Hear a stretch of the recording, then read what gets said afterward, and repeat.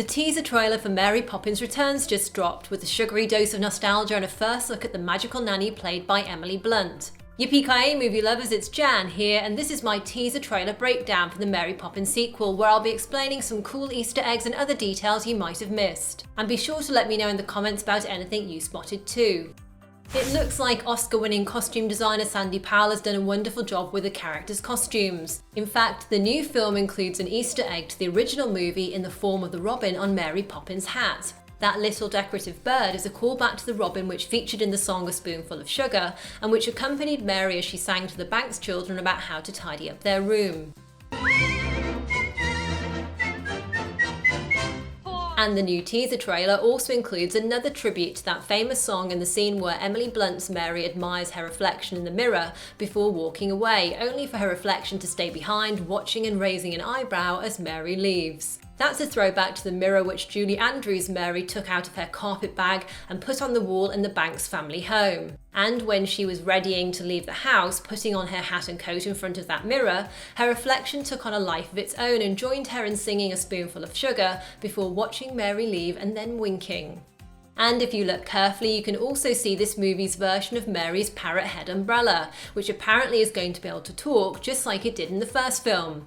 And if you think I'm going to keep my mouth shut any longer, That will be quite enough of that, thank you.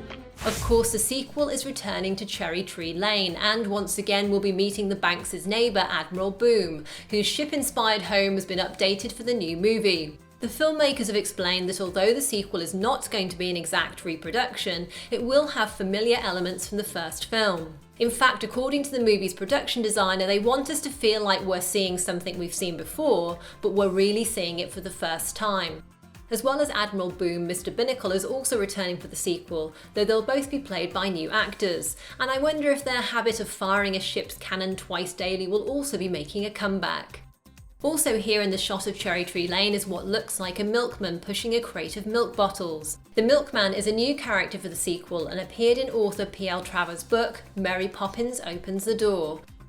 And just as Admiral Boom's house in Cherry Tree Lane draws on the one in the 1964 classic without being exactly the same, so too the kite we see in the trailer is clearly inspired by the green kite with the yellow trim which belonged to the Banks children in the original film. And like that original kite, the one in the new film has clippings from the Times newspaper on it, and its tail is also made from one of the Votes for Women sashes worn by Mrs. Banks. This shot here also looks like a literal hat tip to the original Mr. Banks, as he has a similar look, and if you remember, in the classic film Mr. Banks had his bowler hat punched through when he was sacked from the bank, just before he returned home for the Let's Go Fly a Kite song with his children.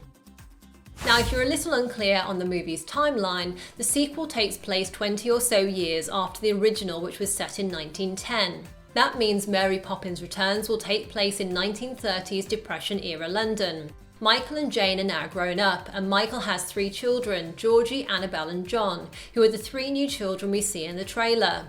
Michael and Jane are obviously delighted to see Mary Poppins again, and according to the movie synopsis, the magical nanny returns to the Banks family after Michael suffers a personal loss. Together with the street lamplighter Jack, who's played by Lin-Manuel Miranda of Hamilton and Moana fame, Mary Poppins will use her unique magical skills to help the family rediscover the joy and wonder missing in their lives.